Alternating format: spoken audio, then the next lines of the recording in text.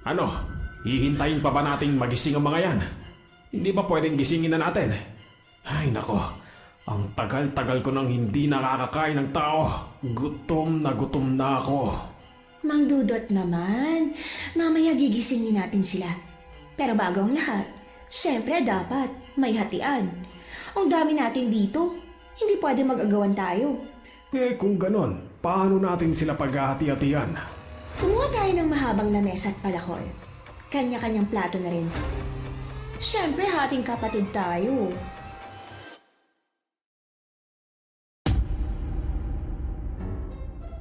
Isa lang yan sa mga kapanapanabik na eksena sa ating kwento ngayon. Pero bago ang lahat, kung bago ka pa lang dito sa channel, please like, subscribe, and hit the notification bell para updated kayo sa bawat kwentong ilalabas. May bago tayong storya 3 hanggang 4 na beses sa isang linggo. At ngayon, para sa tampok nating kwento.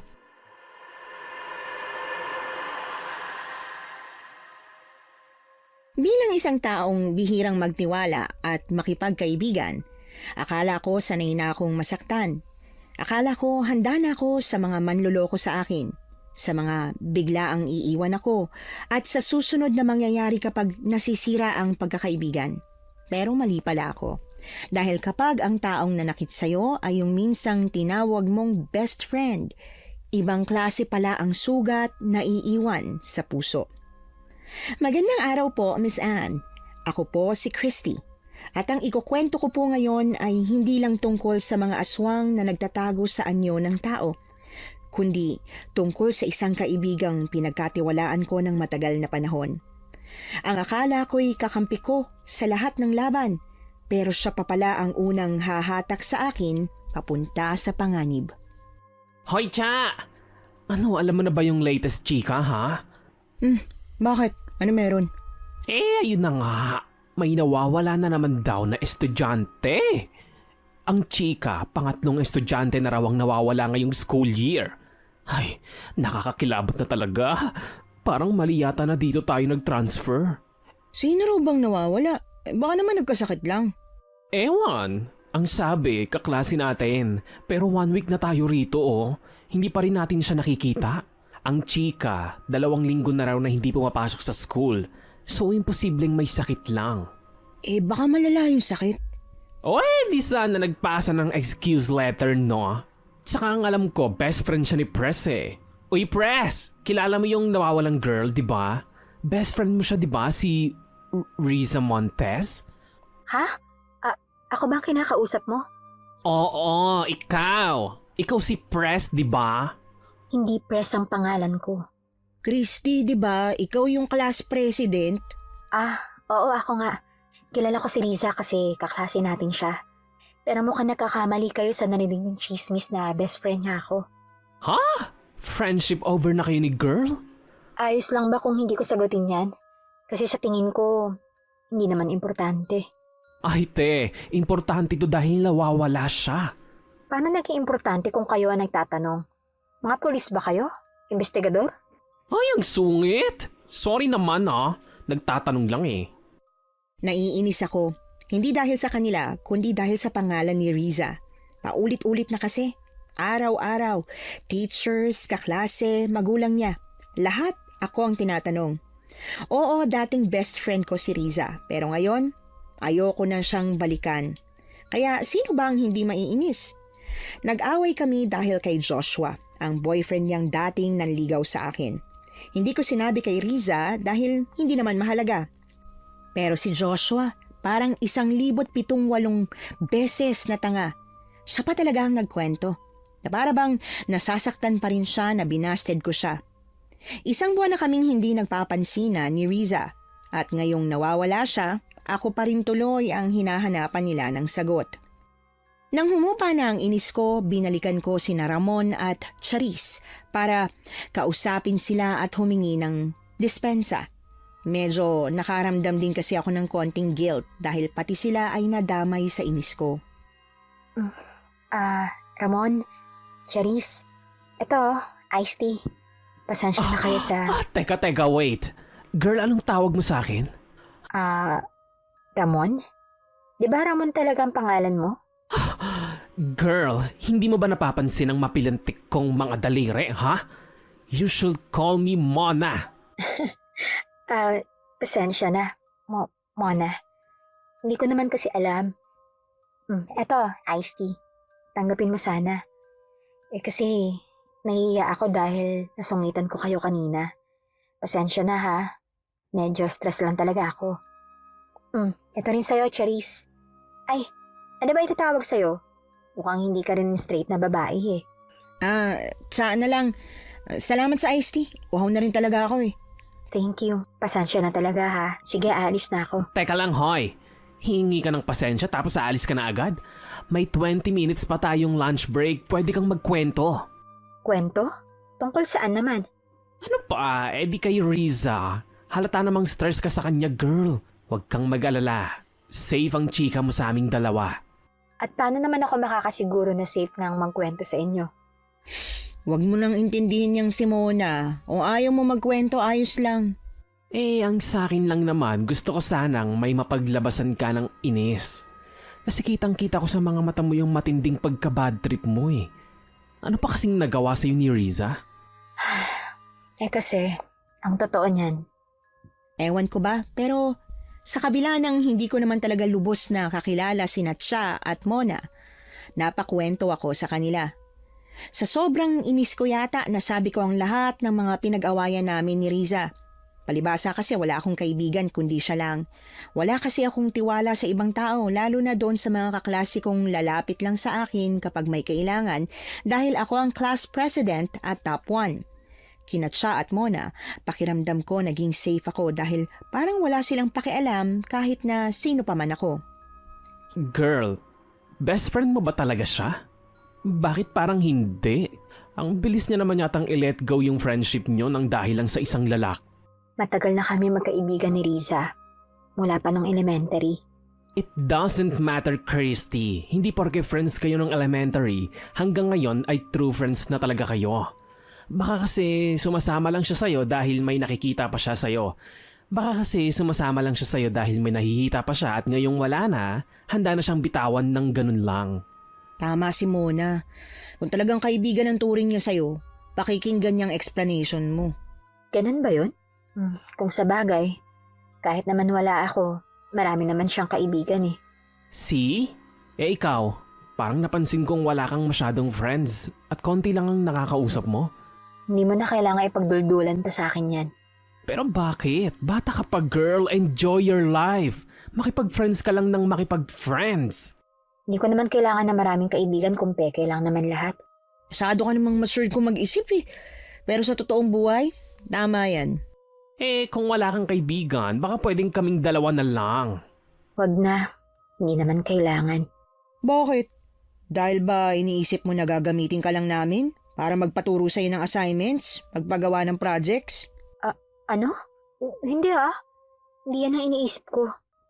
Ouch! Ang sakit mo namang mag-isip sa tao. Hindi. Hindi ko iniisip yan sa inyo. Tara na nga Mona, hayaan mo siyang walang kaibigan. Ganyan pala siya kung mag-isip sa ibang tao eh. Sandali. Teka lang. Ano kasi, ang totoo niyan. Oo, naisip ko yan. Pero may dahilan kasi. Ano? Christy, kung ano man ang masamang naranasan mo sa ibang tao, huwag mong hayaang maranasan mo ulit. Ganun gumagana ang mundo. Kung magpapagamit ka ng paulit-ulit, gagamitin ka talaga nila. True. Napansin din kasi namin na kapag may lumalapit sa'yo na classmate natin, tinutulungan mo rin kagad, kahit hindi naman kailangan. Kaya ka ginagamit eh. Pwede bang wag niyo sabihin yan sa iba? Yun ay kung papayag kang maging kaibigan namin. Hindi ko alam kung bakit pumayag nga talaga akong makipagkaibigan sa kanilang dalawa. Sa totoo lang, mabait naman sila. Yun nga lang, medyo madaldal. Kwentuhan ng kwentuhan, bagay na kinaiinisan ko. Pero habang tumatagal naman, nakasama ko sila, unti-unti akong nasasanay. Sa sumunod na mga araw, patuloy pa rin hindi pumasok sa eskwelahan si Riza, kaya mas lalong umigting ang usap-usapan na baka may nangyari ng hindi maganda sa kanya. Habang naglalakad kaming tatlo ni Natcha at Mona palabas ng school dahil uwian na, nakarinig kami ng kwentuhan ng nakasalubong naming ibang mga estudyante. tungkol yon kay Riza at kay Joshua, kaya hindi namin naiwasang pag-usapan din ang tungkol sa kanila. Yung Joshua, yan ba yung boyfriend ni Riza na dating nanligaw sa'yo? Hindi mo kasi nabanggit ang pangalan niya eh. Oo, siya nga. Buti hindi siya pinaghihinalaan, no? Mas parang pinaghihinalaan pa nga nila ako kaysa kay Joshua eh. Palibhasa, gwapo. Ano ka mo, gwapo? Ay, gusto ko siyang makita. Aray! Ano ka ba naman, ha, Cha? Bakit mo ako binatukan? Ay, umaandar na naman kasi ang kalandian mo. Sorry naman. Nakarinig kasi ako ng gwapo. Pero pwedeng tama ka, Christy. Baka nga. Baka dahil gwapo kaya hindi na paghihinalaan. Pero tayo, we have the power to... teka, ano nga ang English ng pinaghihinalaan? Suspect? Suspicion? Basta. Tagalogin na nga lang. So, ayun na nga. May kapangyarihan tayong pagsuspetsahan siya kahit gwapo. Hindi kasi tayo tumitingin sa itsura ng tao eh, di ba, Cha? Sabi mo eh. Ano ba yan? Makisama ka naman! Anong ibig mo sabihin doon, Mona? What I mean is, saan pwedeng makita yung Joshua? Minsan napapaisip din talaga ako kung paano nagagawa ni Natcha at Mona na pasunurin ako sa mga bagay na ayoko naman talagang gawin. Tulad na lang nang samahan ko sila papunta sa classroom nila Joshua. Girl, saan dyan si Joshua, ha? Bakit pa kailangan natin gawin to? Alam niyo, nahihiya na ako. Para hindi ka mahiya, dito ka sa likod ko. Dali! Baka makita ka niya, oh. Pero bakit nga? Ano nga ginagawa natin dito? Wala lang to. Huhusgahan lang namin siya. Dali na, saan nga? Ayun siya oh. Yung nakaputi. Ay, girl, tayo nakaputi, oh. Uniform natin yan. Ay, sorry. Oo nga pala. Siya yung maputi ang balat at medyo magulo yung buhok. Yung may nunal sa ilalim ng mata at kasing tangkad mo. Ay, ayun! Nakita ko na, girl. Ang gwapo nga. Ang landi mo talaga, Mona. Itigil mo ang kaharutan mo. Nandito tayo para magtrabaho. Magtrabaho? Gaga, anong trabaho? Chismosa lang tayo. Oo nga. Sorry, nagkamali lang na nagamit na salita. Teka, uwian na rin niya eh. Sundan kaya natin. Ha? Bakit? Pero, bakit natin siya susundan? Ewan ko ba, pero nagsunod-sunuran na ako sa kanilang dalawa. Nang lumabas na si Joshua sa classroom nila kasama ang classmates niya, sumunod kami na para bang mga stalker. Ito ang unang pagkakataon na may sinundan akong tao, kaya nakakapanibago talaga. Hindi naman kasi normal ang maging stalker. Yun nga lang, iba rin talaga ang curiosity ko ngayon. Sa loob ng higit 2 linggong nawawala si Riza, ngayon ko lang din naisip na baka nga may kinalaman si Joshua sa pagkawala niya. Mukhang dito na yata yung bahay niya. Minto na siya at nagpaalam sa mga kasama niya eh. Mukha nga. Ano nang gagawin natin ngayon nakarating na tayo? Huwag niyo sabihing aalamin natin kung nasa bahay ba nila si Riza. Ganun na nga sana. Tara, lumapit na tayo. Mona, ano ka ba? Huwag na. Di ako na lang ang lalapit. Teka lang muna. Mukhang hindi dyan ang bahay niya. Paano hindi dyan? Ay, oo nga no. Hindi siya pumasok. Saan siya pupunta? Aba malay. Tara, sundan natin. Teka lang nga. Bakit ba talaga natin ginagawa to? Bakit kailangan natin siyang sundan? Sinusundan nga natin para malaman kung nasa kanya ba si Riza. At bakit naman niya itatago si Riza? Girl, malay mo buntis pala siya, di ba? Hala, oo nga no. Hindi ko naisip yun ah. Alam mo, matalino ka sana, pero bakit ganyan? Parang palagi kang hindi nag-iisip. Nag-iisip naman ako no. Pero hindi ko kasi pinag-aaksayahan ng oras yung pag-iisip ng mga ganitong klaseng bagay. Kasi, bakit pa? Talaga bang wala ka nang pakialam sa best friend mo? Kahit pa malaki ang tampo mo sa kanya dahil pinagpalit ka niya sa boyfriend niya, alalahanin mo yung mga araw na nagkasama kayo. Yung mga masasaya at malulungkot. Wala na ba talaga? As in, wala na? Wala na ang lahat ng pinagsamahan nyo? Wala na. Hindi ko ugaling bigyan ng pangalawang pagkakataon ng mga taong dinismaya ko. I believe hindi totoo yan. Sumama ka nga sa amin ngayon eh. So ibig sabihin may pakialam ka pa rin. Pwede bang mamaya na kayo magdaldalan dyan? Baka mamaya makaramdam siya may sumusunod sa kanya. Bumuntong hininga ako. At kahit na sa tingin ko wala na talagang sense na gawin pa ito, sumama pa rin ako sa kanila. Sa pagsunod-sunod namin kay Joshua, nakarating kami sa kabilang baryo. Medyo malayo mula sa unang hinintuan niya kanina para magpaalam sa mga kasama niya. Pero hindi ang distansya ang nakapagtataka, kundi ang mismong baryo. Ay, piste. Mukhang tamang hinala natin muna. Hays, oo nga, napagsabihan na natin ang mga nasa baryong yan. Pero talagang ang titigas ng mukha eh. Talagang paulit-ulit pa rin ginagawa. Ayaw na lang kasing mamuhay bilang mga tao tulad natin. Pwede naman silang kumain ng karne ng hayop eh. Eh, paano yan? Gumawa ng kasalanan, di kailangan parusahan. Excuse me? Anong ibig niyo sabihin? Medyo hindi ko kasi maintindihan ng mga pinag-uusapan niyo eh. Sino may kasalanan? At sino yung kailangan parusahan? Ay, shoota! Nakalimutan natin kasama nga pala natin siya. Christy, umiinom ka ba ng alak? Ha? Anong kinalaman na alak dito? Parang masarap kasing uminom ngayon eh. Tara, sama ka. Pero hindi ako umiinom. Kailangan matutunan mo ng uminom ngayon. Magkakaibigan na tayo eh. Ano? Ayoko nga. Uuwi na lang ako. Hindi pwedeng tumanggi ka. Hindi ka na namin pwedeng ihatid sa bahay nyo. Hindi na ako kailangang ihatid. Kaya ko umuwi. Bakit? Alam mo ba kung saan ang daan? Siyempre, hindi mo alam. At saka, kapag naglakad ka mag-isa dyan, baka hindi ka na talaga makauwi, no? Pero bakit naman? Kasi ang ganda mo. Ang daming tambay dyan, oh. Harangin ka dyan. Tingnan mo.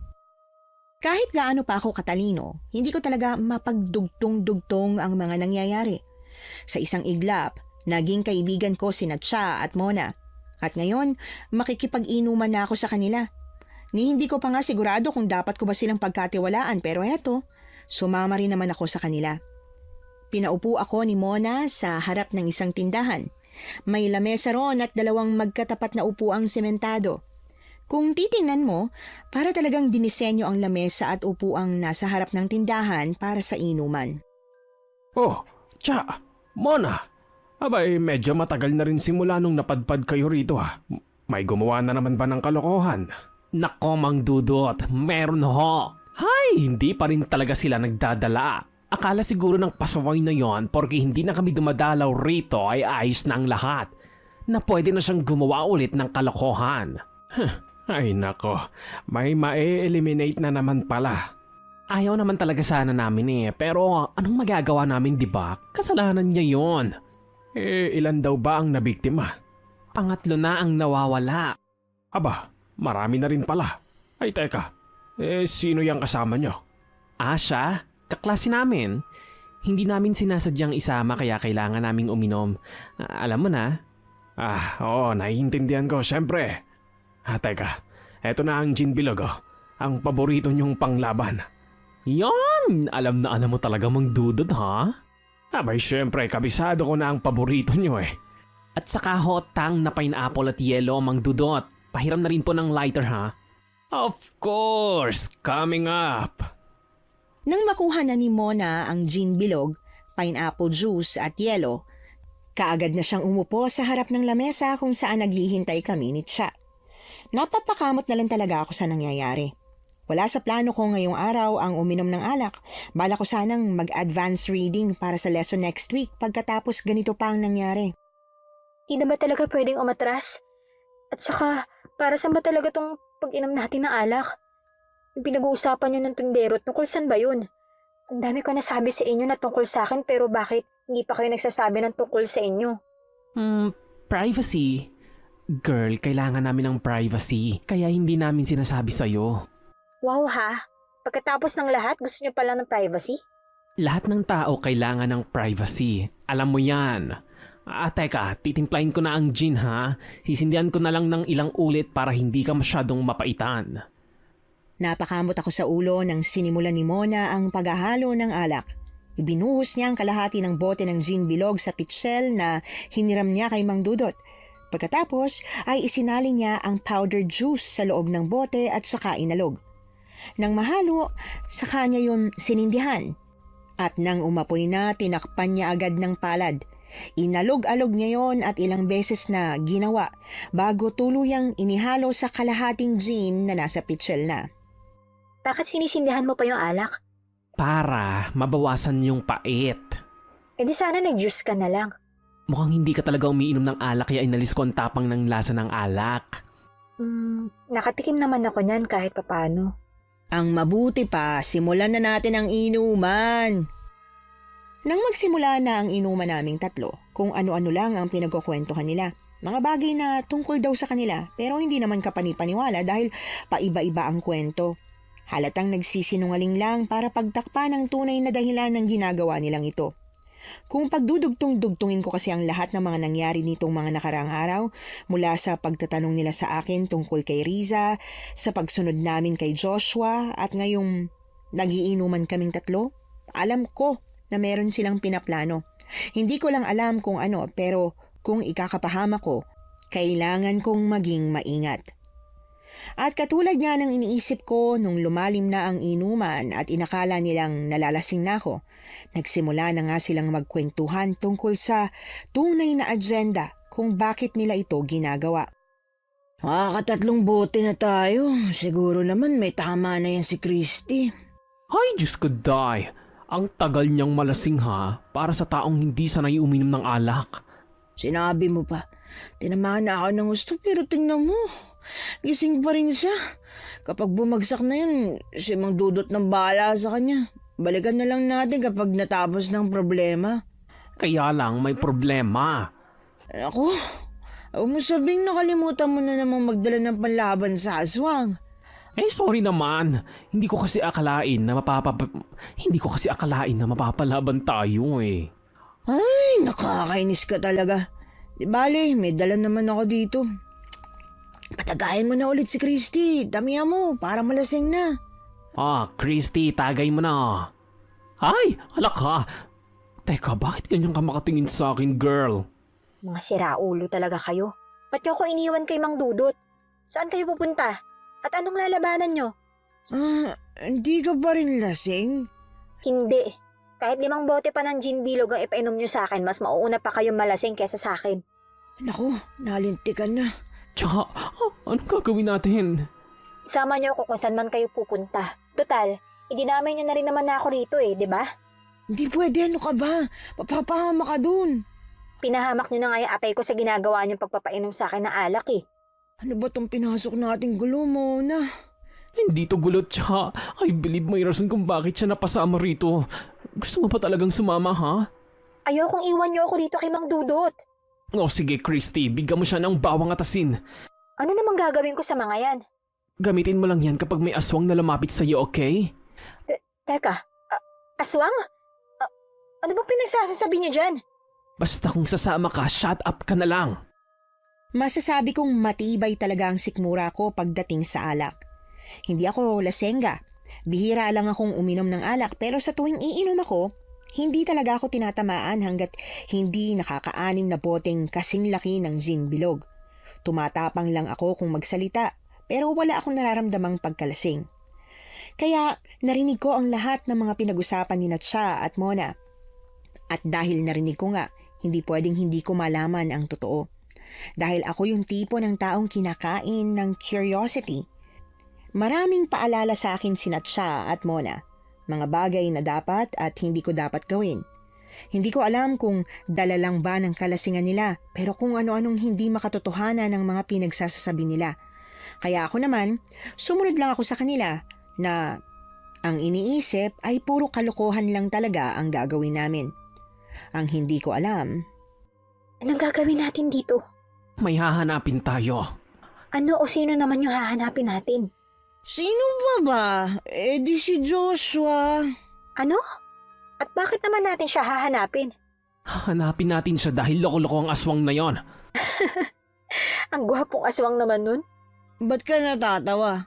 Kakabwisit nga Ginagamit nilang kagwapuan at kagandahan para may mabiktima sila. True lala. Ay, teka, tanungin na natin yung papalapit na aswang. Tatawa-tawa pa ako nang biglang akbayan ni Mona ang isang lalaking matangkad at may maskuladong katawan. Nakapagtataka na sa kabila ng laki ng katawan nito, may bahid naman ng takot ang kanyang mukha. Nang tanungin siya ni Mona kung nasaan si Joshua, nanginginig na nilingon niya ito bago sumagot. O sige na, umalis ka na. Yan ang mga gusto ko eh. Yung mga macho pero very good. Bakit takot sa'yo yung lalaki na yun? Nakakapagtaka naman. Kadalasan yung mga lalaking kagaya niya, galit sa bakla. Buti hindi ka sinapak. Subukan nyo lang na. Bakla man ako sa inyong paningin. Siguradong si Satanas na ang makakaharap nyo kapag akong sumapak sa kanya. Grabe. Parang ang yabang mo naman yata. Tama na nga yan. Ang mabuti pa, puntahan na natin yung bahay ni Joshua. At Christy, Bakit? ipagdasal mo na sana buhay pa si Riza. Teka, bakit parang seryosong-seryoso kayo? Kasi seryoso naman talaga to. Sa pagkakataong yon, pakiramdam ko totoo talaga ang mga sinasabi nila. Naaswang si Joshua at dinakip niya si Riza. Pero, ewan ko ba, hindi pa rin ako makapaniwala hanggat hindi ko mismo nakikita. Sa pagpapatuloy namin sa paghahanap, narating namin ang isang simpleng bahay. Normal naman ang lahat. Wala talaga akong makitang kakaiba hanggang sa bumukas ang pinto at lumabas si Joshua. Hi Joshua. Nasa loob ba si Riza o kinain mo na siya? Kaagad na mula ang buong mukha ni Joshua. Saglit siyang natulala at nang tila napagtantunan niya ang nangyayari, bigla na lang siyang kumaripas ng takbo. Mabilis na hinabol siya ni Mona habang si Cha hinawakan ng kamay ko at sa kanya ako hinila papasok sa loob ng bahay. Cha, ano bang nangyayari? Bakit biglang tumakbo si Joshua? At bakit tayo pumapasok sa bahay niya? Ay, ang dami mo namang tanong. Basta pumasok na lang tayo. Walang paalam na pumasok kami sa bahay ni na Joshua. Nag-aalangan pa rin talaga ako pero dahil nandito na at kasama ko naman na si Cha, wala na akong nagawa kundi sumunod sa kanya. Isa-isang binuksan niya ang bawat pintong madaraanan namin. Tila may hinahanap. Ilang saglit pa nakarating kami sa kusina. Hindi siya nagdadalawang isip. Binuksan niya ang ref at tumambad sa amin ang umaalingasaw na mabahong amoy ng mga nakasalansan na karne. Tinitigan ko kung anong klaseng karne yon. Pero bago ko pa malaman, agad na isinara ni Cha ang pintuan. Napakabaho ng mga karne. Ano bang karne yan? Mas mabuting wag mo munang alamin. Hanapin na natin si Riza. Huwag mong sabihin na talaga iniisip niyo si Joshua nagtago sa kanya? Nakita mo na kanina kung paano siya tumakbo. Hindi ka ba nagtaka kung bakit? Nagtataka pero... Christy! Ikaw ba yan? Cha! Si Riza yun! Riza? Nasaan ka? Christy, nandito ako! Ewan ko ba? Pero nang marinig ko ang boses ni Riza, tila bulang naglaho ang lahat ng galit ko sa kanya. Bigla kong na-realize na ang lahat ng ito ay totoo, na hindi lang ito malaking kalokohan. Kaagad naming hinagilap kung saan nagmumula ang boses ni Riza. Ilang saglit pa, nakita na namin siya sa dulong kwarto. Nakagapos siya sa isang upuan, gulo-gulo ang buhok at may sugat sa noo. Kumirot ang puso ko para sa kalagayan niya. Na-guilty ako sa mga masasamang salitang nasabi ko sa likod niya. Christy, tulungan mo ako. Kinulong ako ng mga aswang dito. Diyos ko, ayos ka lang ba? Ha? Si Joshua ba may gawa nito sa'yo? Hindi. Ibang aswang. Teka lang. Paano ka ba nakarating dito? At sino yung kasama mo? Mamaya na namin ipapaliwanag. Kakalagan ko muna yung pagkakatali sa'yo kasi kailangan madala ka na sa ospital. Dumudugo yung ulo mo. Salamat Salamat dumating ka. Akala ko talaga hindi na ako makakatakas dito. Ayan, naalis na yung pagkakatali. Tara na, para makaalis na tayo. Siya nga pala, Cha, paano si Mona at saka si Joshua? Si Mona nang bahala dun. Medyo nawawala na yung tama ng alak sa sistema ko. Kailangan na natin bumalik. Susunod na lang siguro si Mona. Pero may mga aswang dito, di ba?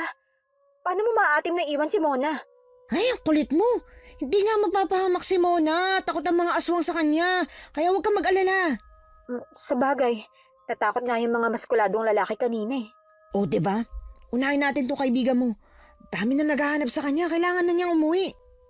Tulad ng kagustuhan ni Cha, agad kaming umalis sa baryo at dinala si Riza sa pinakamalapit na ospital. Pagdating namin, mabilis siyang isinugod sa emergency room at agad na ginamot ng doktor.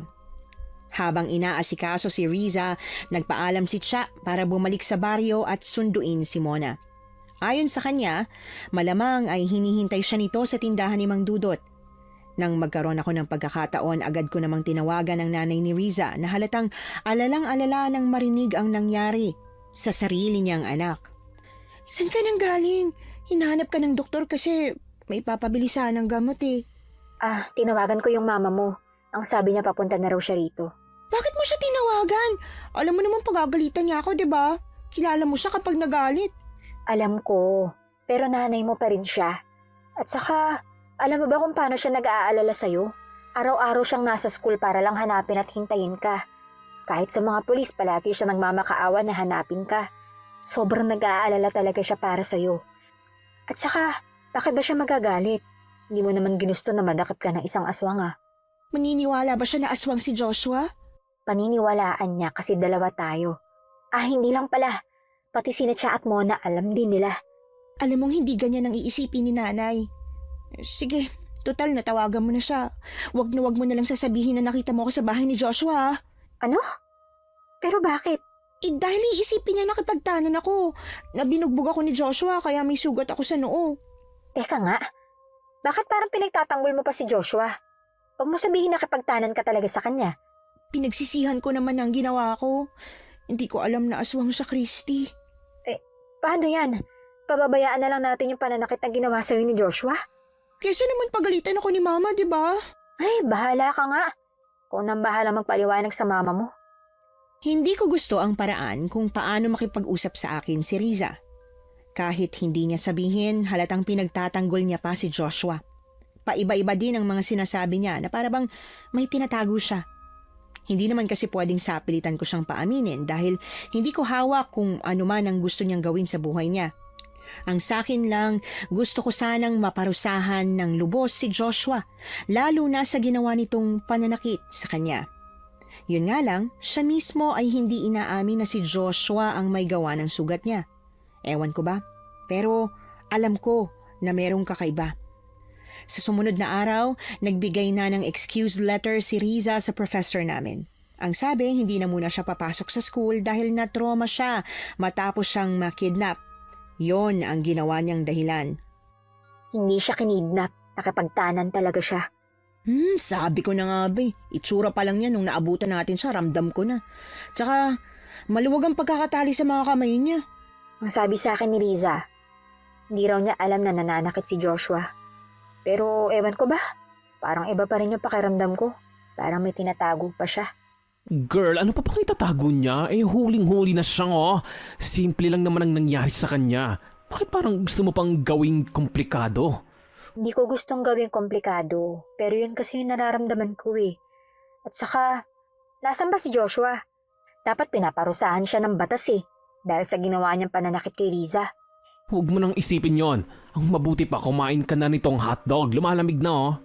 Niiwasan niyo yung tanong ko. Kapag tungkol sa nangyari sa baryo yung binabanggit ko, niiba niyo yung usapan. Christy, mas mabuti kasing wag mo nang alamin. At hahayaan niyo na lang ako ma-curious? Alam ko ng mga aswang yung nasa baryo na yun. Alam ko rin na mga takot sila sa inyo. Kaya bakit kailangan niyo pang itago? Hanggat konti lang ang nalalaman mo, mas mabuti. Tsaka, aalis na rin kami dito pagkatapos ng semester. Kaya dapat mo nang kalimutan yung nangyari. Ano? Aalis kayo pagkatapos ng lahat? Hala, ang okay naman ng reaksyon mo ah. Di ba naiinis ka sa amin? Ayan, sa wakas mawawala na kami. Anong naiinis ako sa inyo? Hindi ah. Di ba magkakaibigan na tayo?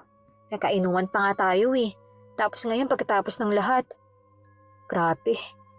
Kaya ayoko magkaroon ng kaibigan eh. Kasi alam kong ganito lang din yung kahihinatnan. Alam nyo yan kasi sinabi ko. Tapos ngayon,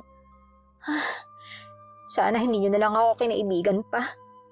Sa sobrang sama ng loob ko sa kanilang dalawa, dahil ang totoo, unti-unti na akong napapalapit sa kanila.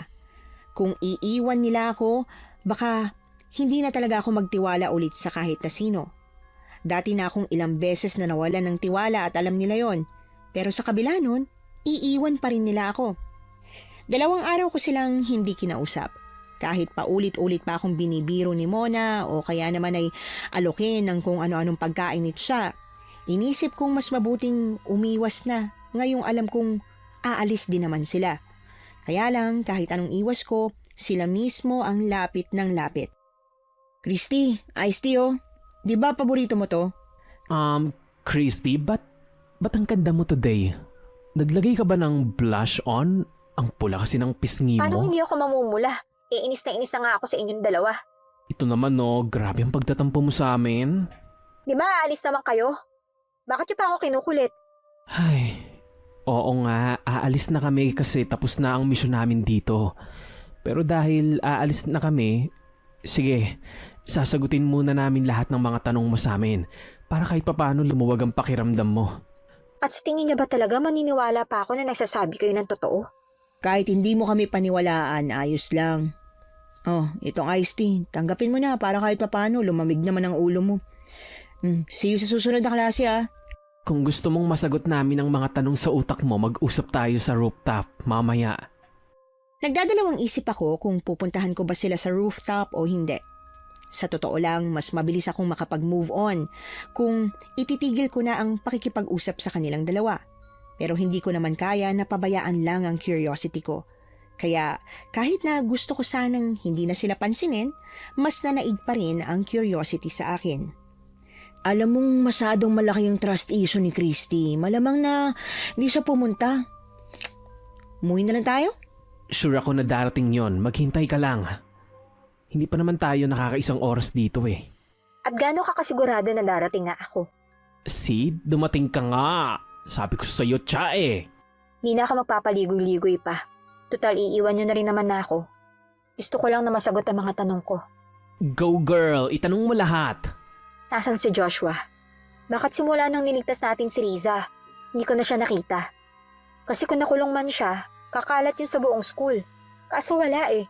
Si Joshua? Pinatay ko na siya. Tila binuhusan ako ng malamig na tubig sa sinabi ni Mona.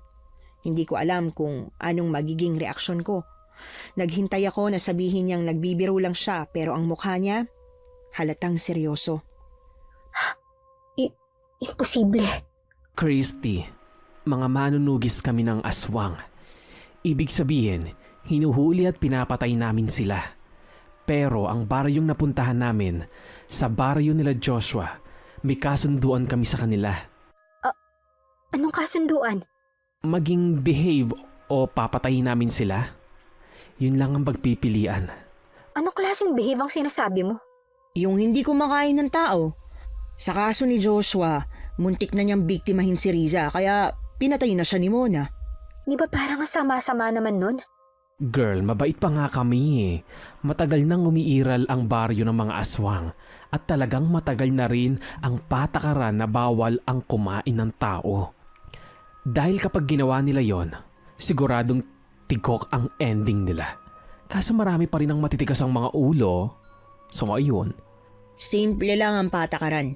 Huwag kumain ng tao. Pero pinahihirapan pa nilang mga sarili nila. Hindi ako makapaniwala na may ganito palang nangyayari sa mundo. Parang ang hirap ipaliwanag. Ganun talaga ang buhay. Tulad ng dati pa rin, maipapaliwanag kung paano dumadami ang mga bakla at tomboy. Kung sa bagay, tama ka. Ano, may tanong ka pa? Bakit kayo aalis? Paano yung pag-aaral nyo? Tungkol dyan, graduate na kami ng college. Mga ba talaga kaming bata? Hindi mo manahalata. Ha? Ano? Kailangan pa ba natin i-explain na mas may edad tayo sa kanya? Kung ganun, paano kayo nakapasok dito? May connection kami sa school. Sila mismo ang nagpatawag ng mga manunugis. Parang hindi ka panipaniwala ang lahat. Parang hindi ko kayang i-digest ang mga revelasyon nila. Kaya naman kinagabihan, magdamag akong hindi nakatulog. Paulit-ulit sa isip ko ang lahat ng mga sinabi nilang dalawa. Kaya ang ending, lutang ako pagdating sa school. Hikab ako ng hikab na napansin mismo ng teacher naming si Sir Sanchez. Mabuti na nga lang at imbis na pagalitan, biniro na lang niya ako. Buong araw na sana akong tulala at wala sa wisyo, pero laking gulat ko ng isang kagimbal-gimbal na balita ang gumulat sa aming lahat. Uwian na nang may biglang dumating na ambulansya. Naglabas ito ng stretcher at nang bumalik, may dala na itong bangkay. Christy, narinig mo ba kung saan natagpuan yung bangkay? Hindi eh. Di ba ang sabi niyo wala na si Joshua? Bakit meron na naman ganito? Hindi na konektado kay Joshua. Siguradong iba nang may kagagawa nito. Na iba yung pattern eh. Sa mga naunang babae kasama na si Riza, nawawala at hindi na nakakabalik. Pero ito, dito mismo sa eskwelahan. Baka naman hindi aswang. Kasi kung aswang, di ba dapat may mga nawawalang laman loob yung bangkay? Pagkatanong ko pa lang noon, bigla na lang inilipad ng malakas na hangin ang telang puti na nakapatong sa ibabaw ng bangkay. Lahat ay napasinghap at napahiyaw. Kabilang na ako doon, lalo na nang makita ang nakakadiring wasak na tiyan nito. Ubos ang laman loob, namumutla ang balat at dilat ang mga mata. Kahindik-hindik tingnan, muntik na akong masuka. Mukha bang hindi aswang yan? Ngayong hindi pa pala tapos ang misyon natin dito, ibig sabihin, kailangan pa nating magtagal. Sa tingin mo, Christy? Basta ba isasama niyo ako eh? Hindi pwede. Bakit ka sasama? Nasabit niyo na ako rito. Bakit hindi niyo pa ituloy-tuloy? Gusto ko rin naman tumulong eh. Ay, ang tigas talaga ng ulo kapag ganyang edad, ano? Hayaan mo na, isama na natin. Magagamit natin ang talino niya sa paghahanap kung sino ang aswang at kung bakit parang ang simple na lang sa kanila na sumuway sa patakaran. Nang malaman namin na hindi na iimbestigahan ng mga pulis ang nangyaring krimen dahil inisip nilang kinain lang ng malaking asong bantay sa guardhouse ang laman loob ng babae, nagsimula kaagad kami sa paghahanap ng suspect. Mula sa mga estudyante, faculty staff, janitors, at syempre, pati na rin sa mga teacher at kabilang na ang principal.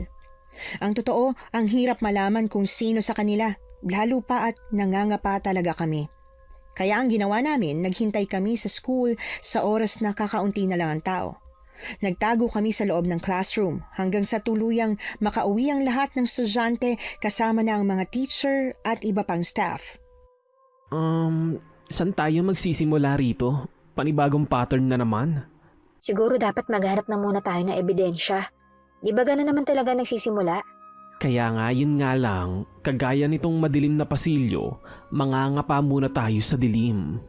Ilang beses na natin to nagawa muna. Sisiw na lang ang humanap ng aswang. Isa-isa naming tiningnan ang bawat classroom. Naghanap kami ng ebidensya na pwedeng ikonekta sa pagkamatay ng estudyanteng natagpuan kanina. Pero habang naglalakad sa gitna ng pasilyo, napahinto kami nang makarinig ng mumunting kaluskos. Ilang saglit pa bumukas ang pinto ng isang classroom at lumitaw sa dilim ang pares ng kulay pulang mga mata. Kaagad na tumakbo si Cha patungo sa classroom pero agad ding bumagsak pasara ang pinto. Hinawakan niyang doorknob at saka pinihit pero nakalak yon. Kaya sumilip ako sa bintana. Kitang-kita ko ang bulto ng katawan ng isang babae. Binuksan niya ang bintana at saka tumalon kasunod ng pagbuka ng mga pakpak nito. Huwag mo na binitin buksan yung pinto. Kailangan na natin siyang sundan. Lumipad na siya palabas ng bintana. Ay, buwisit! Hindi na natin yung mahahabol. Pero bakit naman? Nasa third floor tayo. Pababa pa lang ng hagdan, nakalayo na yun. Ay, sayang naman. Pero di bale, sigurado mahahanap din natin siya. At paano mo naman nasabi na hindi nga natin siya nakita? Teka, nakita mo? Oo, at babae siya. Malaki ang naging tulong ng natuklasan namin tungkol sa bagong aswang na nambibiktima. Imbis na maghanap ng suspect sa lahat ng mga tao sa loob ng eskwelahan, nagkaroon kami ng pagkakataon na pumili lang. Isang babaeng may mahabang itim na buhok. Yon ang dapat naming hanapin. Yun nga lang, may problema pa rin. Dahil uso ang may ganoong klaseng buhok sa school namin. Girl, ngayon ko lang napansin, pati pala buhok ko mahaba at itim. Sigurado namang hindi ikaw yung aswang kahit halos pareho pa kayo ng buhok, no? Siguro hindi lang sa buhok ang dapat nating tingnan. Yung katawan niya, sexy ba o mataba? Naku, yun lang. Hindi ko naman napansin kung sexy ba siya dahil medyo madilim. Pero sigurado ako na hindi siya ganun kataba. Sakto lang. Bali, aalisin na natin sa pagpipilian yung matataba. Bakit hindi natin naisip yan kagad? Para tayong tangang hanap ng hanap eh. Sa tingin niyo ba nakatira rin sa baryo na to yung aswang? Yung aswang na hinahanap natin? Malaki ang posibilidad, pero pwede ring hindi at bagong aswang siya. May posibilidad pa rin. Kaya siguro mabuti kung tanungin natin si Riza. Baka noong nasa bahay siya ni Joshua may napansin siya. At sa tingin mo ba talaga may maisasagot siya? Posible. Hindi natin alam, di ba? Kahit walang kasiguruhan na meron nga kaming makukuhang sagot mula kay Riza, pinuntahan pa rin namin siya. Ang totoo, tuwang-tuwa ang nanay niya nang makita niya ako. Ang sabi niya sa akin, simula nung makabalik si Riza sa bahay nila, hindi pa raw ito lumalabas ng kwarto. Kumakain, naliligo at umiikot lang ang buong araw nito doon. Kapag naman daw tinatanong niya kung kailan siya babalik sa dati, palagi lang sagot nito na hindi pa raw siya handa. Riza, ako to si Christy. Ayos lang ba kung pumasok ako sa kwarto mo? Christy? Anong ginagawa mo rito? Gusto lang sana kitang kamustahin eh. Pagkasabi ko noon, ilang segundo lang ay bumukas na ang pinto at nakita ko kaagad ang nangangayayat niyang mukha. Nakaramdam ako ng awa para sa kanya. Sana pala dinalaw na kita kaagad. Hindi ko alam na ganito yung sitwasyon mo. Oh, heto. Nagdala pa naman ako ng paborito mong zago at saka ng siomai rice. Java rice yan. Wow, thank you Namiss ko to. Kung namiss mo pala, bakit hindi ka pumapasok sa school? Para makakain tayo ulit kay Tatay Tolits itong siomai rice. Nahihirapan pa rin kasi akong mag-move on. Nakasama ko yung mga aswang sa baryo na yun. Tapos si Joshua, wala na. Alam mong wala na siya? Ha? Kung yung mga kasama mo ay mga manunugis ng aswang, malamang na pinatay na nila si Joshua.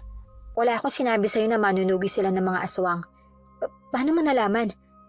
Riza, alam at ramdam ko na may tinatago ka. Ayokong pilitin ka magkwento pero kasi may namatay sa school. Ano? Hindi na lang basta nawawalang babae? Teka, paano? Bigla na lang may dumating na ambulansya nung isang araw. Tapos may inilabas sa bangkay na wakwak yung tiyan. At tubos yung laman loob. Sinubukan namin alamin kung sino na namang aswang ang gumawa. Pero hindi namin siya nahuli. Sa ngayon, ang alam lang namin, babae siya. At may mahabang buhok na kulay itim. Kung may natatandaan kang ganun yung itsura sa baryo, baka pwedeng tulungan mo naman kami oh. Yan bang dahilan? Kung bakit mo ko dinalaw? Umaasa ka ba na may alam ako? Oo, sana. At saka para makamusta ka na rin. Kung sasabihin ko na may alam akong ganyan ang itsura, anong gagawin mo kasama ang dalawang manunugis ng aswang? Kailangan namin siyang hulihin. Bago ba siya makapambiktima ng mas marami? Masaya na sana ako na dinalaw mo ko. Kaya lang hindi pala talaga ako mismong sadya mo, kundi yung impormasyong alam ko. Lisa, I'm sorry. Okay lang. Gusto ko rin namang makatulong. Ang totoo, hindi lang si Joshua ang aswang sa school natin. Marami sila.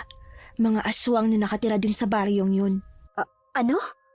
Paano sila nakapasok sa school? Kasi nakikihalubilo lang din naman ng mga aswang sa tulad nating mga tao. Sinusubukan nilang maging tao rin kagaya natin. Isa na dun si Joshua. Wala naman siyang kinaing tao Yung mga nawalang babae, hindi siyang may kagagawan. Ibang aswang ang may kagagawan nun. At pareho silang teacher. Pero wala namang teacher na babae na may mahaba at itim na buhok O baka meron? Nagbigay na ako ng matibay na clue.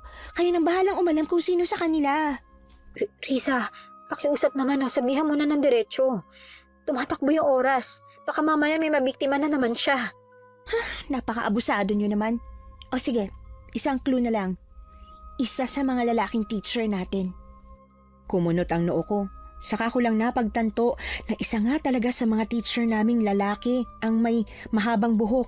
Pero hindi kasing haba nung sa babaeng hinahanap namin. Kaagad ako nagpasalamat at nagpaalam kay Riza. Pero bago ko siya iwan, may napansin ako sa kanya. Nang isasara ko na ang pinto ng kwarto, sumulya pa ako sa kanya sa huling pagkakataon. Nakatalikod siya mula sa direksyon ko. Pero parang kahawig niya. Kaagad ko namang kinontra ang utak ko. Bakit naman pupunta sa school si Riza? Kaagad akong umiling. Iniwasang isipin pa yon ng husto. Dahil pakiramdam ko, imposible. O ano raw ang sabi niya? Marami pa raw ang aswang sa school. At yun ang bibiktima, isa sa mga teacher natin, si Sir Mike. Si Sir Mike? Mahaba nga ang buhok niya pero hanggang balikat lang yun, diba? Hindi ko nga sigurado Alam kong babae talaga. Pero sasabihin ba naman ni Lisa yun kung hindi siya sigurado? Kilala ko siya. Hindi siya gagawa lang basta ng kwentong wala namang matibay na basehan. Kilala mo nga ba talaga? Oo, matagal na kami magkaibigan. Kung ganon, manmanan natin si Sir Mike. Pakiramdam ko may mali pero pilit kong isinisiksik sa isip ko na wala. Na dapat hindi ako masyado mag-alala. Kaya imbis na pansinin ko pa ang pakiramdam na yon, sinunod ko na lang ang plano ni Mona at siya. Kinabukasan pagkatapos ng klase, sinundan nga namin si Sir Mike. Tulad ng sinabi ni Riza na kumpirmang nakatira nga rin siya sa baryo ng mga aswang. Kaya lang, imbis na sundan siya, itong sina Tsa at Mona dumiretso muna sa tindahan ni Mang Dudot. Mang Dudot, isang gin bilog nga po. Oh, aba, nandito kayo ulit Abay, dumadalas yata ang matitigas ang ulo Oo nga po eh. Teka lang, Tsa. Iinom na naman tayo. Iba manghuhuli tayo ng aswang. Bakit iinom pa kayo kung manghuhuli? Siya rin yung kasama nyo nung nakaraan, hindi ba? Yung hindi nalalasing. Opo. Matigas din ang ulo. Nakasama lang sa amin. Gusto niya nang sumama ulit. Ay, basta mag-iingat lang kayo. Eto ang gin nyo. Titimplahin nyo pa ba? Di na po siguro, nagmamadali na kami. Tsaka hindi na iinom niyang si Christy. Wala rin namang kwenta. Meron pa kayong hindi sinasabi? Ang totoo niyan, Christy, kami yung mga manunugis na mas lumalakas kapag nakainom ng alak. Kaya kailangan naming malasing muna bago kami sumabak sa labanan. Talaga? Hindi ba parang kakaiba naman yata yun? Kapag uminom kayo ng alak, di ba mahihilo kayo? Paano kayo makakalaban? Yung pinamanang kakayahan sa amin, kailangang inuman ng alak para tumalab. Pinamana pala yan? Oo naman, girl. Grabe, parang hindi ka panipaniwala Pero bakit nga pala pinainom nyo rin ako nun? Hindi ka namin dapat isasama. Kaso, matindi ka pala. Hindi ka tinatabla ng alak. Bakit parang kasalanan ko patuloy? Tama na yan. Kailangan na nating manghuli ng aswang. Oh, etong gin. Laklakin na natin. Mas okay siguro kung tig-isa kayo ni Mona. Para mas malakas yung tama at mas malakas din kayo. Oo nga no. Isa pa nga pong gin bilog, Mang Dudut. Dalawin mo na. Bakit? Iinom ka rin? Di ba nga alak ang lakas nyo? Di dapat may baon kayong alak. In case of emergency. Di na siguro. Sasaglitan lang naman namin yung paglaban kay Sir Mike. Mas mabuti na yung sigurado, magbaon na tayo. Kahit para kay Tsa, hindi na kailangan, nagbaon pa rin ako ng alak. Ewan ko ba, pero hindi pa rin nawawala ang kaba sa dibdib ko. Parang may mali talaga. Kaya sa tingin ko, kailangan kong maging handa. Oo, ako lang. Hindi ko sinabi kina Tsa at Mona na may backup plan ako dahil ayokong isipin nila na wala akong tiwala sa orihinal na plano. Pagkatapos uminom ng alak, umalis na kaagad kami para hanapin ang bahay ni Sir Mike. Yun nga lang, mas tumindi pa ang kakaibang pakiramdam ko nang makarating na kami sa kabahayan ng mga aswang. Parang may kakaiba, no? Ano namang kakaiba, girl? Normal naman ang kinikilos ng mga tao rito, ng mga aswang pala. Ewan ko ba? Huwag na lang kaya tayong tumuloy. Dito na tayo eh. Natatakot ka ba? Hindi naman sa natatakot. Alam ko na kung ano yung mangyayari Kaya bakit pa ako matatakot? Bakit ayaw mong tumuloy? Para kasing may masamang mangyayari. Walang mangyayaring masama, no? Kasama mo kami. Takot ng mga aswang sa amin. Hindi mo sigurado, Mona. Paano kung may pinaplano palang hindi maganda yung mga aswang na nandito? Baka naiinis na sila sa inyo. Subukan lang nila at talagang makakatigim sila ng pangmalakasang suntok ng isang bakla. Hindi ba parang kayabangan naman yata yan? Ako mayabang? Girl, ang dami ko ng nakalabang aswang, kaya talagang may maipagyayabang ako. Alam mo ba, minsan yung sobrang kayabangan, may kinahihinat ng hindi maganda. At ano naman, na matatalo tayo ng aswang? Kung hindi ka pala sigurado, bakit sumama ka pa? At kung hindi ako sasama, tutuloy pa rin naman kayo, di ba? Umuwi ka na kaya. Baka mapahamak pa kami kapag sumamak ka Mamalik ka na. Alam mo naman kung paano umuwi at may alam ka naman sa panglaban ng aswang, di ba? Kaya kung may makasalubong ka man, kakayanin mo ng lumaban. Umuwi ka na. Kakainis to. Hindi naman pinipilit sumama. Christy, pasensya ka na. Pero yan kasing nararamdaman mo. Pakiramdam ko takot yan. Umuwi ka na. Walang aswang na makakapanakit sa'yo dyan dahil binigyan ka namin ng pangontra. Grabe. Talaga itataboy niyo lang ako pagkatapos ng lahat? Hindi ka namin tinataboy. Tataboy kita. Kasi sinabihan mo akong mayabang. Hayaan mo na si Mona. Sige na, umuwi ka na, Christy. Nang dahil sa sobrang sama ng loob, tinalikuran ko sila at tuluyan nang umalis. Ito ang dahilan kung bakit ayokong sabihin sa kanila na may masama akong kutob dahil alam kong hindi nila ako pagkakatiwalaan. Sa sobrang bigat ng dibdib ko habang naglalakad palabas ng baryo, ni hindi ko ininda ang panganib na baka may makasalubong akong aswang. Patuloy na sana ang mga luha sa aking mga mata, pero bago pa mangyari, nangunot ang noo ko nang may mapansin akong papalapit. Nang mapagtanto ko kung sino yon, nagmamadali akong tumalikod at naghanap ng pwedeng mapagtaguan. Sigurado ka ba na pumasok na sila, Mang Dudot? Sigurado ako, bumili na nga ng alak eh. Nagpasobra pa nga yung babaeng kasama nila para daw sigurado. Matalino sana si Christy. May pagkatanga nga lang. Yun nga eh, nagsama pa sila ng tanga. Ay nako, nakakapagod na rin pakisamahan ng mga lasinggerang manunugis na yon. Ang yayabang. Hindi ako makapaniwala na nagawa niyong tiisin ang mga yun sa loob ng ilang taon. Ibig ko sabihin, nagutom kayo. Ang sarap-sarap kaya ng babaeng nakain ko sa school. Ang sarap kumain ng tao. Tapos, pinipigilan lang kayo ng mga manunugis? Yun lang kasi ang sa tingin naming tamang paraan para mabuhay ng normal. Pero ngayong nandito ka na at ipinakita mo sa amin ang tamang gawin, kailangan na naming lumaban. Tama talaga na pinili kong maging katulad niyo eh. Siya nga pala, maayos na ba siya? Magaling na ba si Joshua? Aba, oo naman. Nailipat na namin sa katawan na dinala mo ang sisiw na nasa katawan ni Joshua. Buhay at malakas na siya. Binusog namin ng napakasarap na pagkain. Maraming salamat, Mang Dudot. Hayaan niyo, makukumbinsi ko rin si Mama na sumama sa atin. Dahil kung hindi, gagawin na lang natin siyang pagkain. Nagngingit-ngit ako sa galit nang marinig ko ang buong usapan ni Riza at Mang Dudot. Hindi ako makapaniwalang kung sino pa ang lubos naming pinagkakatiwalaan, siya pa pala ang unang sasaksak sa aming likuran. Si Mang Dudot na nandyan para kinat siya at Mona. Habang si Riza naman na muli ko sanang bibigyan ng tsansa, pero ang lahat ng pinakita niyang maganda ay huwad pala. Ang kaninang matinding inis ko kinat siya at Mona ay napalitan ng matinding pangamba. Babalikan ko ba sila o hahayaan ko na lang na talunin sila ng mga aswang? Habang nagtatalo pa ang isip ko sa kung anong tamang gawin, natigilan ako nang marinig ang pagkakagulo ng mga aswang sa mga kabahayan. Agad akong lumingon at laking gulat ko nang makita sina Mang Dudot at Riza na parehong naglabas ng pakpak at lumipad patungo sa direksyon kung saan ko iniwan sina Tsa at Mona. Mas nag-umigting ang kaba sa aking dibdib. Nagtatalo na ang isip ko. Naduduwag ako. Gusto ko nang umatras. Pero kung pababayaan ko lang sila ngayon at napahamak sila, habang buhay kong dadalhin ang konsensya.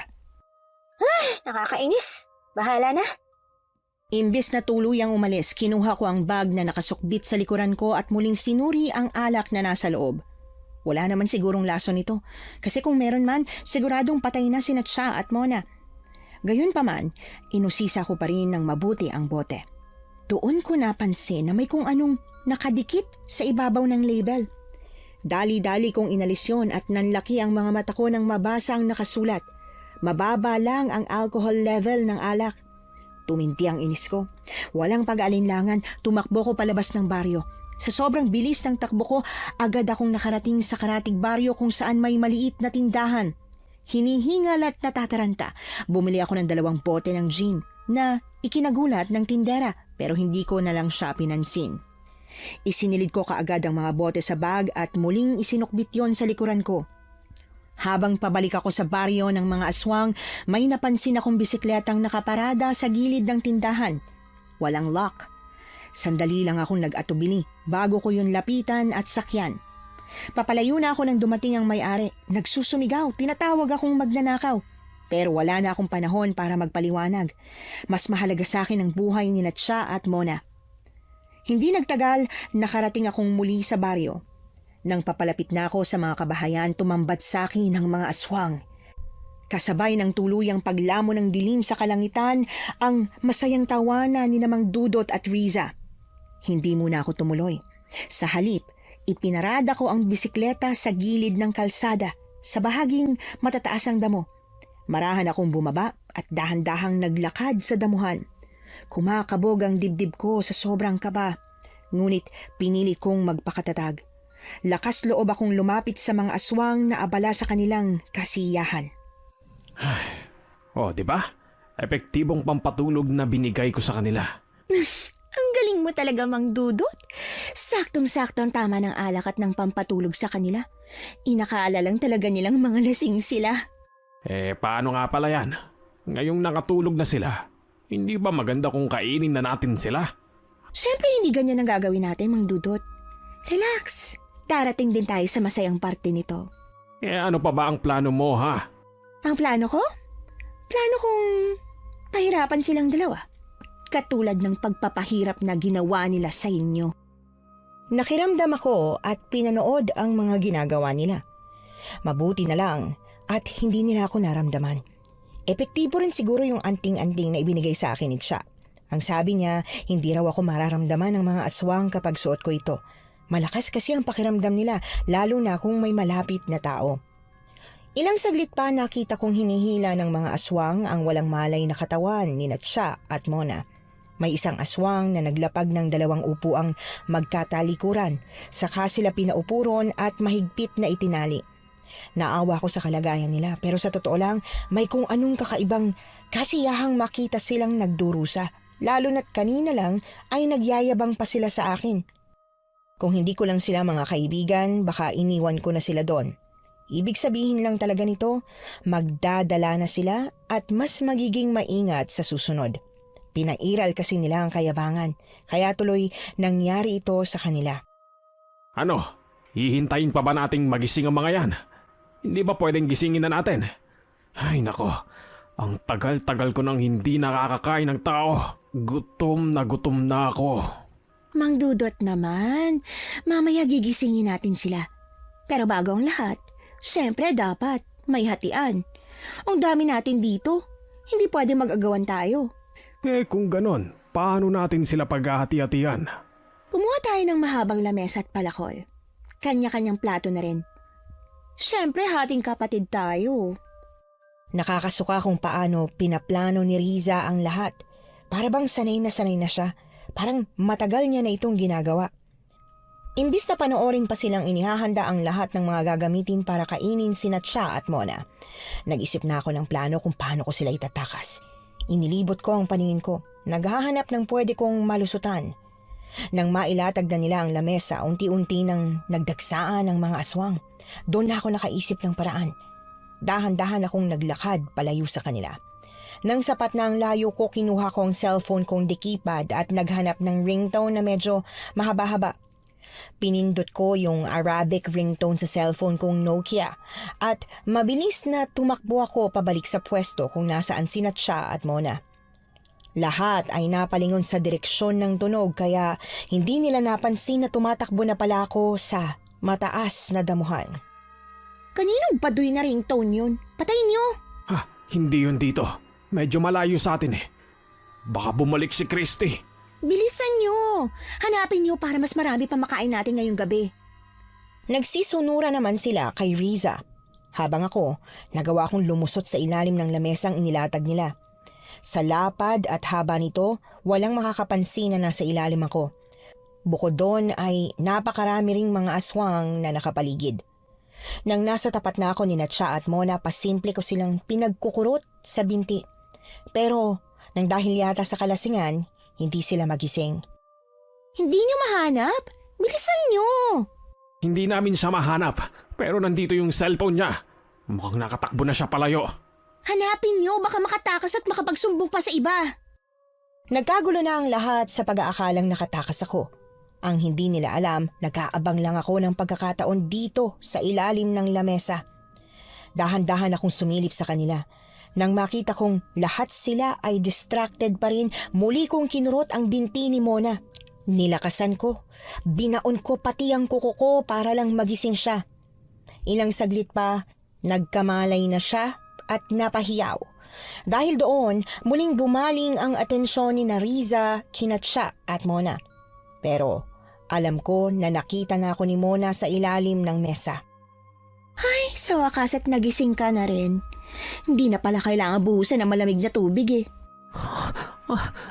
Risa, ano ginagawa mo? Bakit mo kami tinatali ni Cha? Naku, medyo mahaba-habang paliwanagan yan eh.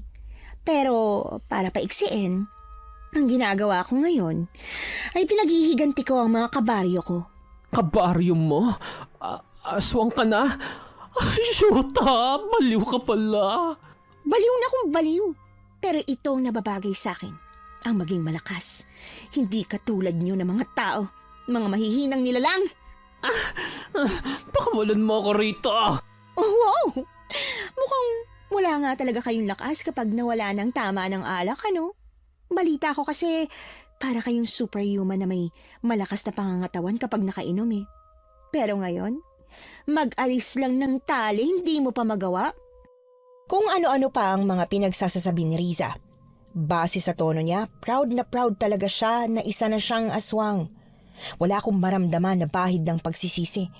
Imbis na pakinggan at damdamin kung ano pang mga pinagsasasabi niya, kinuha ko na sa bag ang bote ng gin bilog.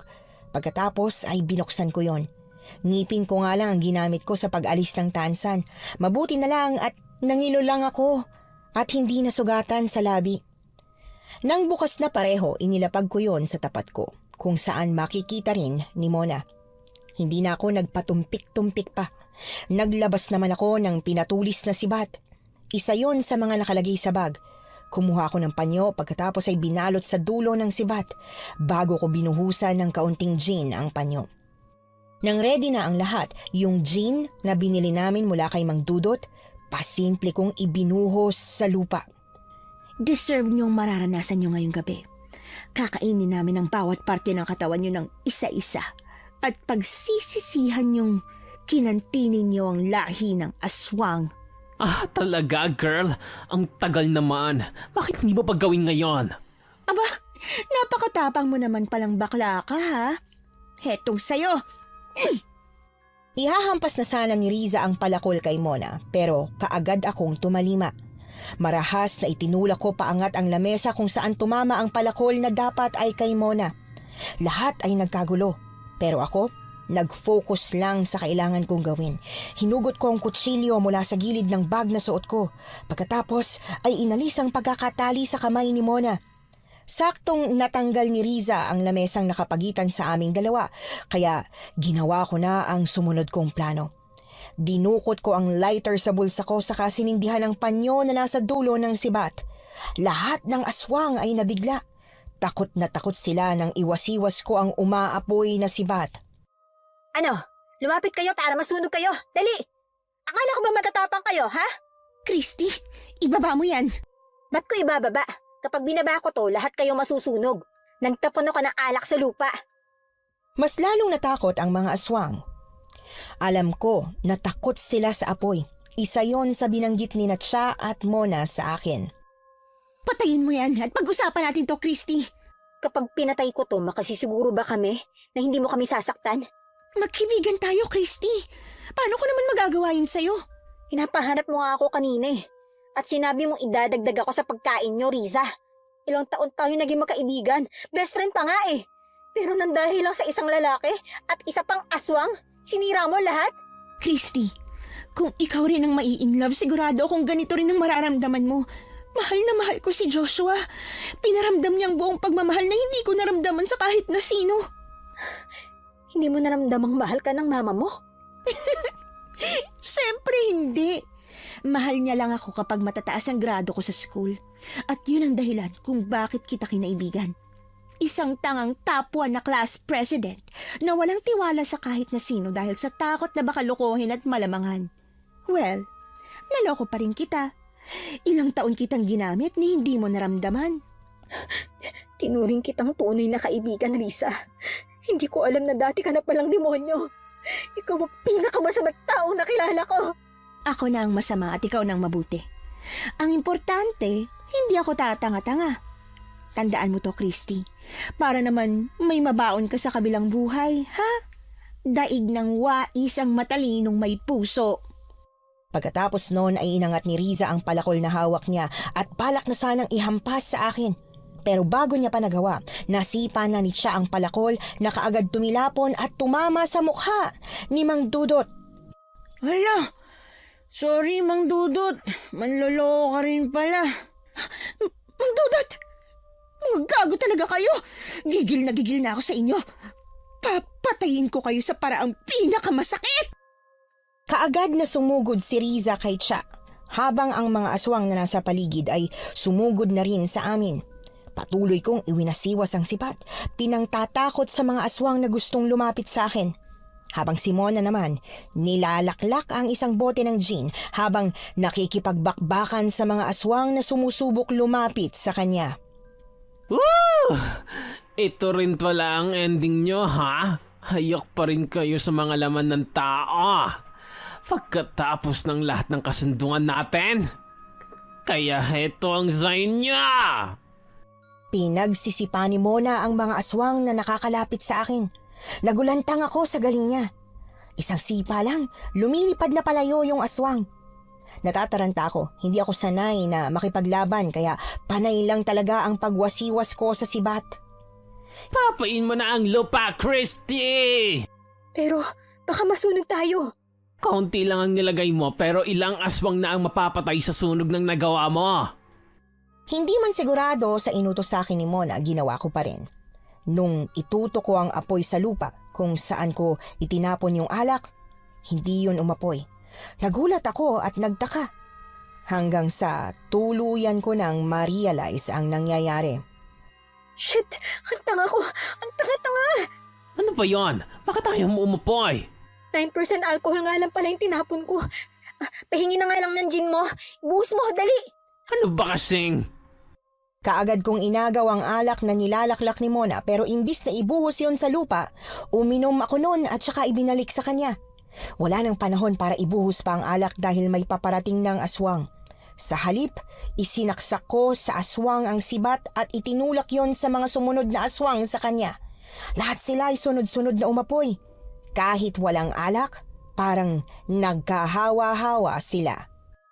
Hala, normal lang ba yan? Normal yan. Kaya sila takot sa apoy dahil mabilis silang umapoy. Oh, mamaya ka na ulit magtanong. May papalapit na aswang. Nataranta ako bigla nang may tumalon na aswang sa harapan ko. Pero dahil wala na akong hawak na pwedeng ipanlaban, si Mona na ang sumalag sa aswang. Sinipa niya ito at kaagad na tumalsik palayo. Kunin mo yung kutsilyo sa sahig. Dalian mo. Haharangan kita. Agad kong sinunod ang utos niya. Yumuko ako para hanapin ang kutsilyo pero bago ko pa man magawa, may bigla nang humatak sa buhok ko at inangat ako patayo. Napahiyaw ako sa matinding sakit habang hinahatak ako ng kung sino hanggang sa tuluyan kong makita ang may-ari sa kamay na nakahatak sa buhok ko. Inipit niya ang leeg ko sa gitna ng kanyang mga braso kaya napansin ko yung sugat doon. Sugatan siya sa iba't ibang parte ng katawan at mukhang ako ang alas niya para makatakas. Huwag kayong susunod. Kapag sumunod kayo sa akin, papatayin ko to. Risa, may pagkakataon ka pa para magbago. Please, Hindi na ako magbabago, Christy. itigil mo na to. Naghihintay pa sa'yo ang mama mo. Ang daldal mo. Manahimik ka kung ayaw mo ihulog kita. Bigla niyang ibinuka ang kanyang mga pakpak at sa isang iglap ay mabilis na lumipad paitaas. Humigpit ang pagkakahawak niya sa leeg ko, sapat para halos masakal ako. Wala siyang pakialam sa paghihirap ko. Lumayo siya mula kina Cha at Mona, ngunit sa huling sulyap ko sa ibaba, nakita kong tumatakbo sila, pilit hinahabol ang direksyon namin. May matindi akong takot sa matataas na lugar, kaya bukod sa pagkakasakal niya, unti-unti rin akong nauubusan ng hangin dahil sa matinding panic. Pataas ng pataas ang lipad namin. kasabay ng pagbigat ng dibdib ko at panlalabo ng paningin. Patindi ng patindi ang takot hanggang sa tuluyan na akong nawalan ng malay. Nagising na lang ako nang malakas akong bumagsak sa lupa. Tumama ang noo ko sa isang matigas na bagay at agad na sumakit ang ulo ko. Dahan-dahan akong bumangon mula sa pagkakadapa. Hawak ang aking ulo na ramdam kong dumudugo. Ilang sandali pa, nakita ko si Riza. Nakaupo siya sa ibabaw ng isang malaking bato. Tahimik niyang dinidilaan ang mga sugat sa kanyang katawan at sa bawat dampi ng dila niya, unti-unting naghihilom ang mga yon. Isang patunay na talagang hindi na siya tao. Riza, Gising ka na pala. Tumakas ka na habang nagpapagaling pa ako. tumakas tayo na magkasama. Sa tingin mo ba talaga matatakasan ko pa to? Kaya mo pang takasan. Tumakas ka ngayon. Umuwi ka sa mama mo at sabihin mong lumipat kayo sa ibang probinsya para hindi ka masundan nila Cha at Mona. Bakit mo ba sinasabi yan, ha? Imbis na tumakas ka, gusto mo pa yata talagang mapahama ka. Gusto ko sanang bigyan ka pa ng isa pang pagkakataon. Marami tayong pinagsamahang magaganda. Hindi mo man lang ba naramdaman na naging kaibigan mo ko, ha, Riza? Hindi. Kahit kailan hindi kita tinuring na kaibigan. Kung ganon, bakit binuhay mo pa ako ngayon? Kung pwede namang ihagis na lang ako para mamatay. Umalis ka na! Isa pang tanong, Riza. Sasama ka bang tumakas o hindi? Hindi. Hindi at hindi. Paulit-ulit kong sasabihin yan hanggang sa maintindihan mong ito ang desisyon ko. Gusto kong kumain ng tao. Masaya akong kasama si Joshua at ang mga aswang na nandirito. Kaya hindi. Hindi ako sasama sa'yo. Kung ganon, wala na akong magagawa. Kahit best friend pa kita, itong nararapat para sa'yo. Hindi na siya nakaiwas. Kaagad ko siyang inundayan ng saksak sa dibdib. Namilog ang mga mata niya sa ginawa ko. Umawang ang kanyang bibig na parabang may gusto siyang sabihin pero imbis na intindihin ko pa yon, hinugot ko ang kutsilyo at muling itinarak sa dibdib niya. Paulit-ulit, bawat saksak, punong-puno yon ng hinanakit. Sa panghuling hugot ko ng kutsilyo, tuluyan siyang bumagsak kasabay ng pagtulo ng aking mga luha. Alam kong hindi niya ako papatayin, kaya pasimple kong isinilid sa bulsa ng bag ko ang kutsilyong pinulot ko. Hindi ko siya sinaktan, kahit may pagkakataon na akong saksakin siya bago niya pa ako ilipad. Dahil oo, tanga ako. Umasa akong sasama siya sa akin sa pagtakas. Umasa ako na kahit papaano, naroon pa rin ang minahal kong best friend. Christy! Christy, nasan ka? Christy! Pinatay ko na siya. Patay na si Riza. Girl, sorry ha at kailangan mo tong maranasan. Niyakap ako ni Cha at Mona. Hindi ko alam kung gaano katagal akong umiiyak habang yakap silang dalawa.